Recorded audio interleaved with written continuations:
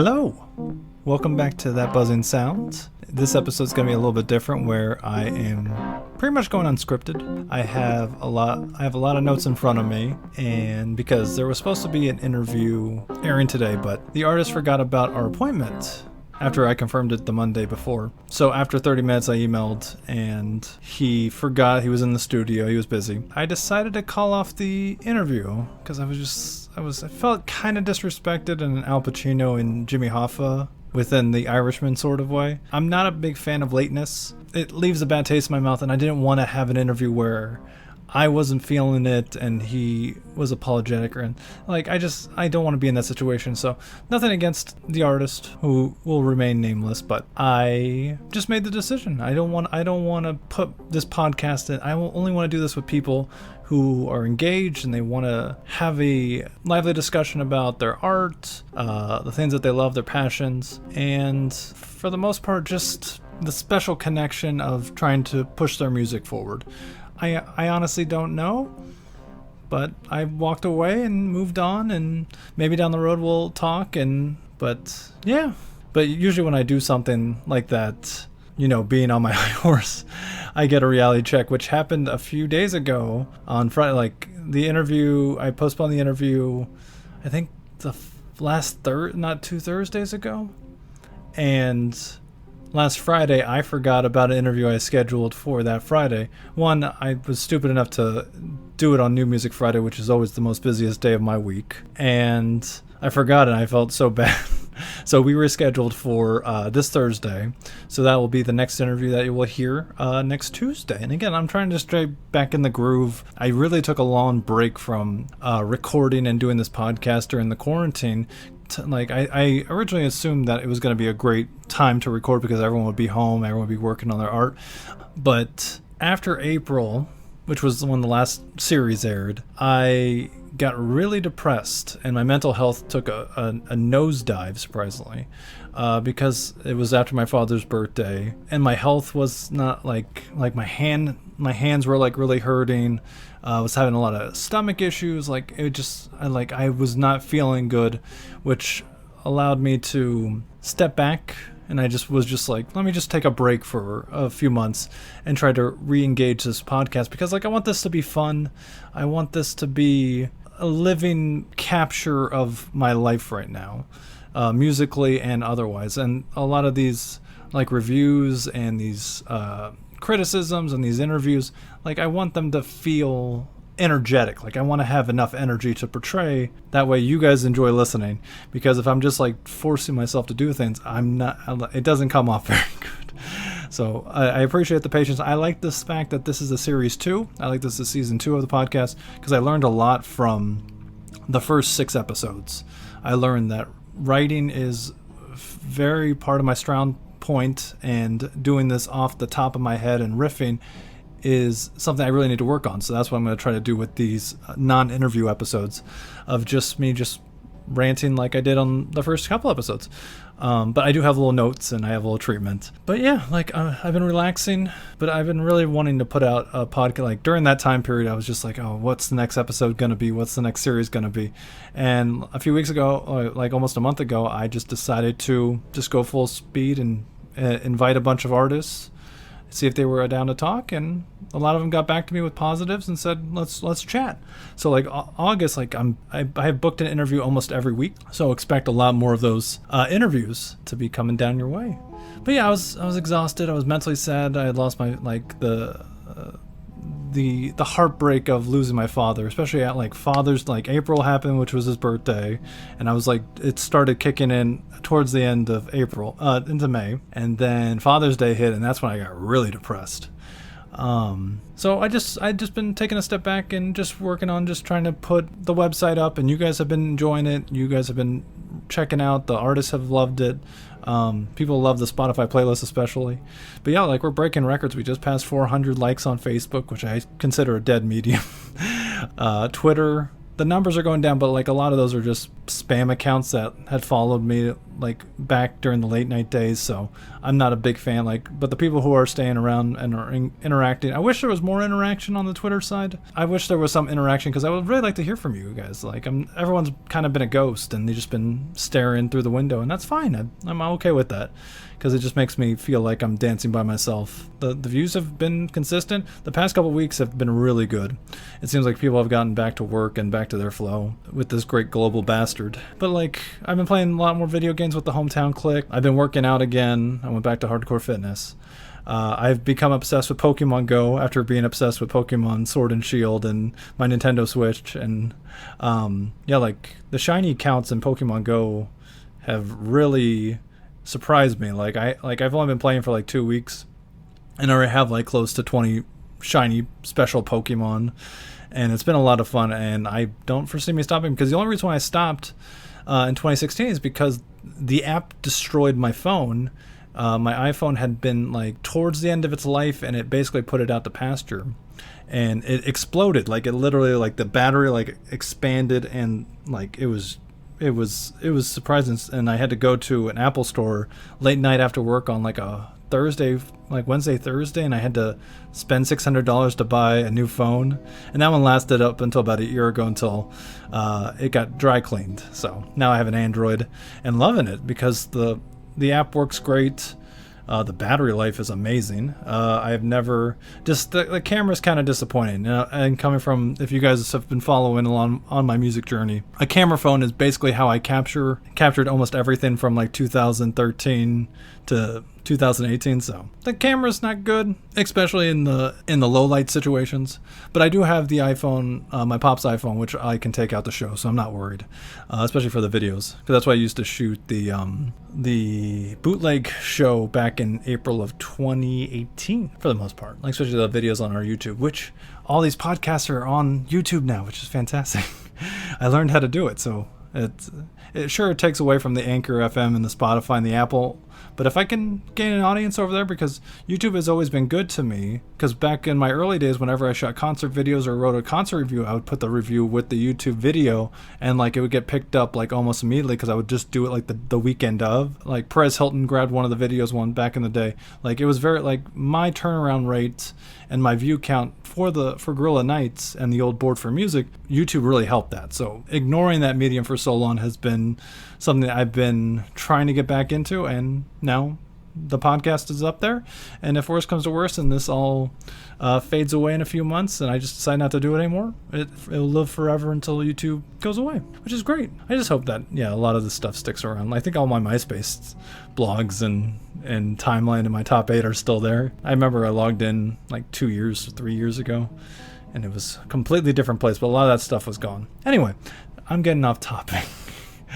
But no, working on season 2 of this podcast. I really wanted to do 9 artists, because that's the normal trend for the website. A showcase of 9 artists every day besides the weekend. And then a trending post, because everything can stay on the front of the homepage, because I only have 10 articles on the homepage.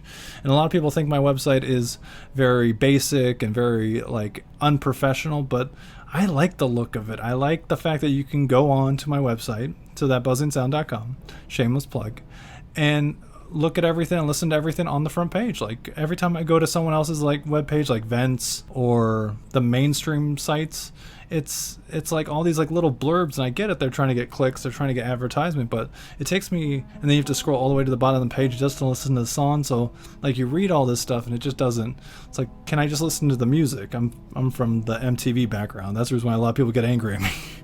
I'm just from the MTV mindset, where like if I turn it on, I want to listen to something, and you hear a song and you go, I like it. If you don't like it, you move on. That's why the Spotify playlist has been fantastic. So anyway, but the site's been doing great. It's been very consistent and steady, and that's all. But like the page views have gone up, so I thank you for that. Also, like how long you guys are staying on the page have been fantastic. The podcast really helps out with that, because you guys get to listen for a little bit. And I have all the praise in the world. Thank you for sticking around with us and me for this, because it's basically for as long as we have, because again, we're nearing our 2nd-year anniversary in September since the new format happened and I got kicked off Tumblr. Again, I'm so happy. Like, coming to this desk every day has been, again, a pleasure. Even though when you're listening to this, I will be at the beach enjoying myself. But when I get back home, I will be pre-taping for Wednesday. And again, I like how there's music in the morning and you guys are able to enjoy it throughout the rest of the day. But yeah, just going down the list, I've been listening to, like, it's been a few months and I've been listening to a bunch of stuff and seen a lot of movies. I've been listening to a lot of hip hop and like electronic retro wave, like synth wave. I shared Jesse Fry's Kiss Me in the Rain over the weekend during the Spotlight sessions on Saturday, and I've been digging it. Even though it's paced weirdly, there's like moments where I think the beat should have came in, like there's something off at times, but like halfway through the record it gets really good, especially with like the features. Yeah, I've been listening to a lot of retro wave electronic synth, which is strange because normally I'm listening to a variety of different things, but like it's just been like electronic beats, BPM at high rates, and I've been digging it. I also like the new DaBaby that dropped today, the Peephole track, and he's probably going to be, when Spotify has everything said and done come Christmas, and they say by the end of the year, they say, hey, what artist did you listen to the most? It's going to be DaBaby for me. And this deluxe edition of Blame It on Baby, that's probably going to be in the high tens of my entertainment of my favorite albums of the year, because it's been very therapeutic listening to his music, which is strange.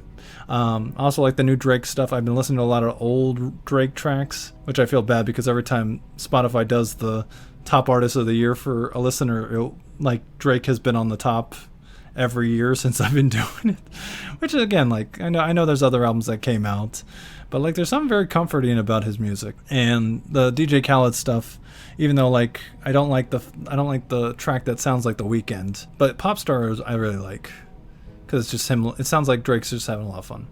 Run the Jewels 4 a lot. I think that will be like a top 5 favorite albums of the year. I love the music that LP and Killer Mike have put together, and seeing them live, the energy is just indescribable. And once we get back to the festival age, I hope they are at every festival again for the next 30 years. I also listen to, I think it's Kane, the Reaper. You can see the little thumbnail on the right. I haven't updated any of my thumbnails yet, but I have like the Futures record. But Kane's the Reaper. He has. When I shared him on the website, I was surprised at how much he sounded like Kendrick, and the record absolutely is just like stylistically just trying to tap on the veins of Kendrick Lamar, but like you can sense that he's like channeling and interpreting it in like a completely different way, and I give it a thumbs up. Again, I basically like giving things thumbs up, thumbs down when it comes to ratings. So Run the Jewels, thumbs up. Kane, the Reaper, thumbs up. The Future Islands track that dropped really made me sad. Again, that came towards the tail end of my depressing side. Like listening to that, I think I almost cried for like a good 4 minutes, because Pop was the one that got me into Future Islands when he came back from South by Southwest in 2014. He came back with a record and he says, I saw this amazing band and I recorded it, and they just had this energy. And I was like, oh, cool. And I saw them twice by the end of that 2014. And he was right. And I listened to, again, The Singles is still one of my favorite records of the past decade, probably all time. And I can't wait to hear their new shit. So, again, staying on the rap tip, I really did like Logic, because I haven't never been a huge fan of Logic. I like the Bobby Tarantino 2 mixtape, and that's pretty much it so far. But this record really changed me, because like he tapped on influences that I like the Samurai. Like I love it how he's like making references to Samurai Champloo, Cowboy Bebop, like just that lo-fi hip hop. The beats are great, and No ID really makes the thing. And Logic has always been a very high-powered lyricist, even though a lot of people prefer the more introspective. I like, again, Bobby Tarantino having fun, just doing.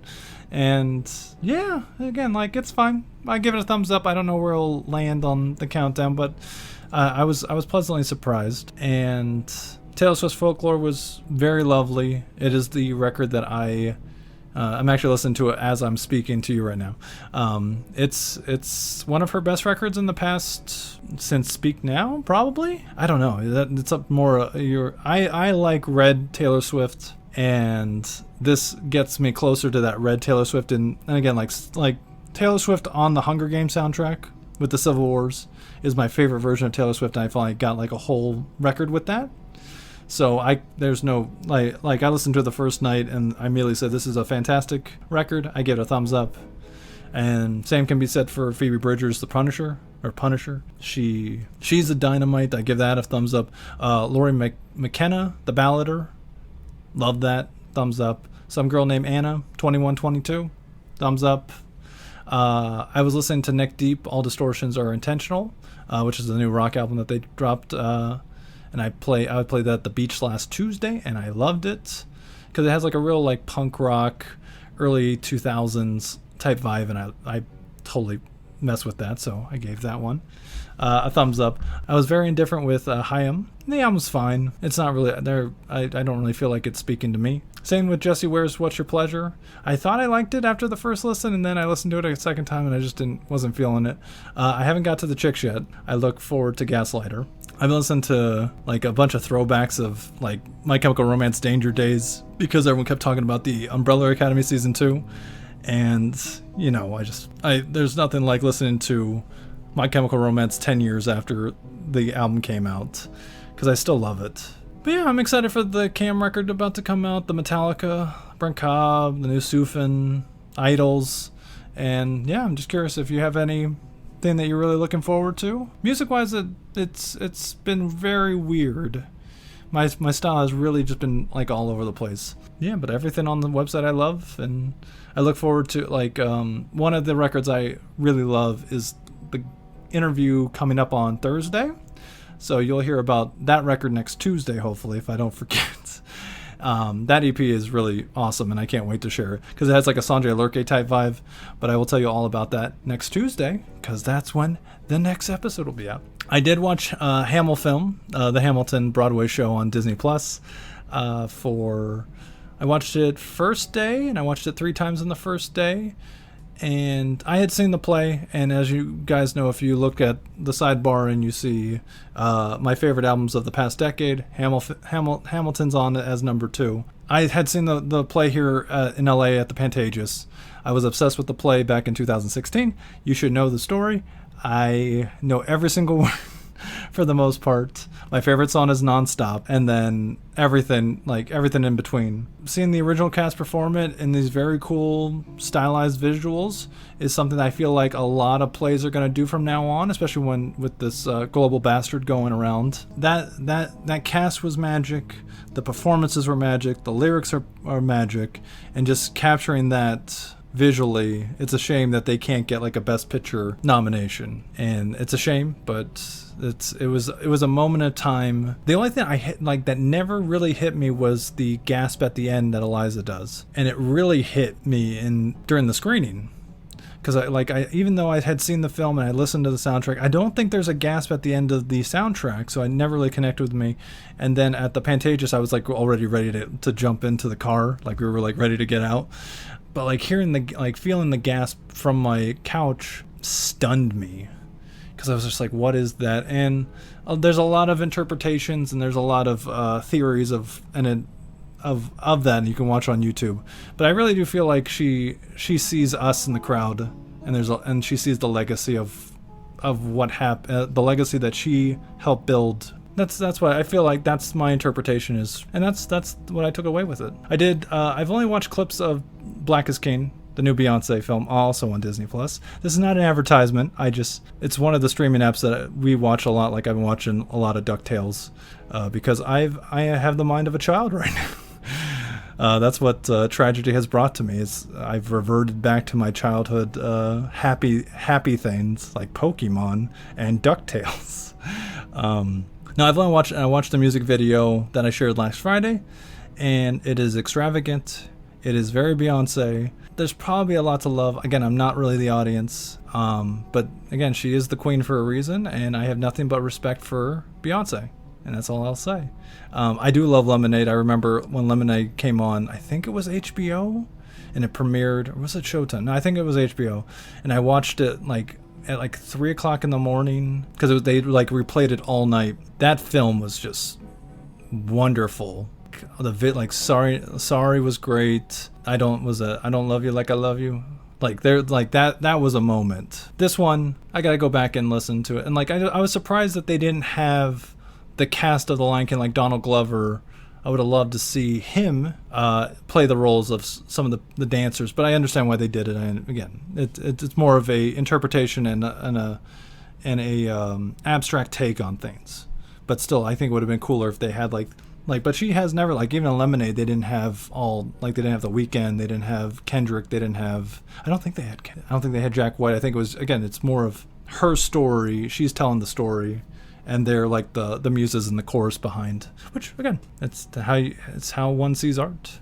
And again, like, I love the visual music video, the music video film, that, because I was a huge Michael Jackson fan, like, I own Remember the Time on VHS, like, I have all that stuff. Like, Smooth Criminal is by far one of the coolest music videos ever, and it's like 25 minutes with the whole movie. I remember watching that on MTV. Again, I'm glad that a Virgo is continuing the Virgo's music video legacy. Yeah, we're in August, and we're in the age of Leo. But I am gonna watch Black is King because I just haven't been in the right mindset.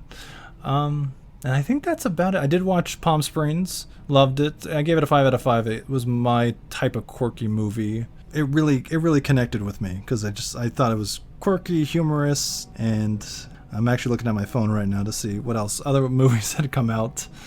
Hold for Stupidity.